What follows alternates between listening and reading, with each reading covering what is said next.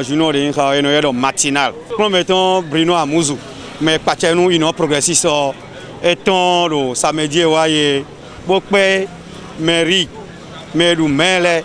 le 41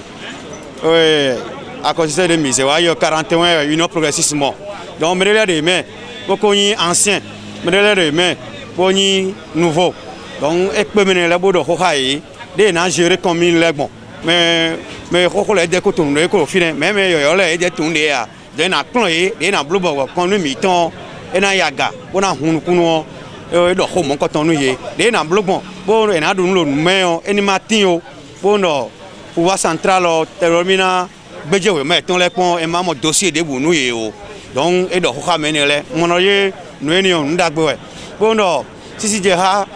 yo chane de so e me pate nu so o yo est-ce qu'on tombe en coton bikuha medu melero bloc tombe par le parti tombe mon eni on ndagbe nani nous lo de je bloquer no blo mo ho ra yo mo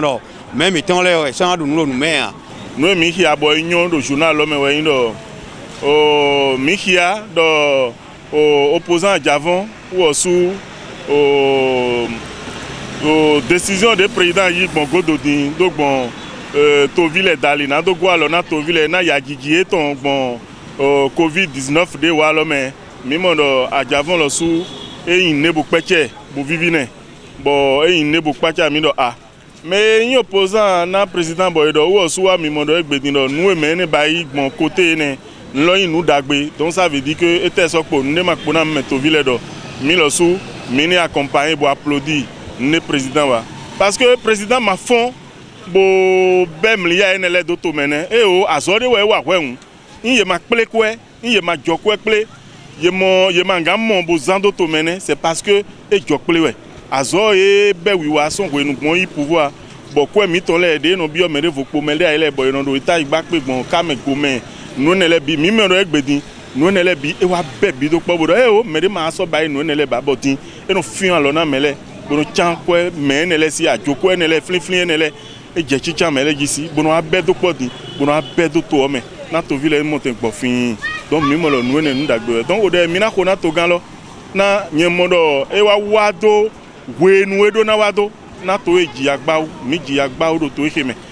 gbeto ma tin bona ikonku bo din to me fida yi egbedin ikonku wa mono vile dindin pa me ye matanyon so fide me to e ton le mate wa ku to nu pon bo ero o gleme do fide le mais ne laisse ville biero didina concours egbedi mamu nu ne nkok mondo to mefi donc ça veut dire que me walo e wana to lo e ma wana mendi mais akwa dole c'est parce que non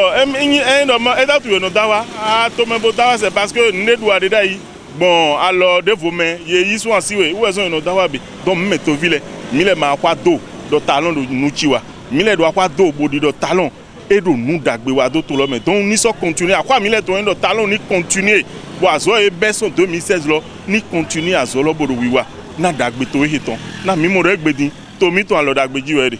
bo zande din to vi ro polopolo na gbofin journal matinal nka de nka yo e do kodo de président Bruno Amouzou e ple meton de din nous metemele e ple bodo do koniye de na ren meri ogben bo e ma do faita yi e we don ye do mi amo ko dai ho e meri le o gestion ton no me an bo le na ka ma te tokun we sin kan no ko amo diyan nu ko ton ne yen wa mo ko ton ne on e so banu meri le debu o e na do faita so bo mais do parti d'accord do Beneto mais egbedin yo ene union progressiste ne on président étant éplayé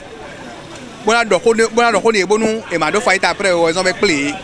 bo ko de ka do yo vigne town bo ma na e jijoko bo de ko yin wan to vile bo to pele développement ton ba din de yo akon wan to me ka so yi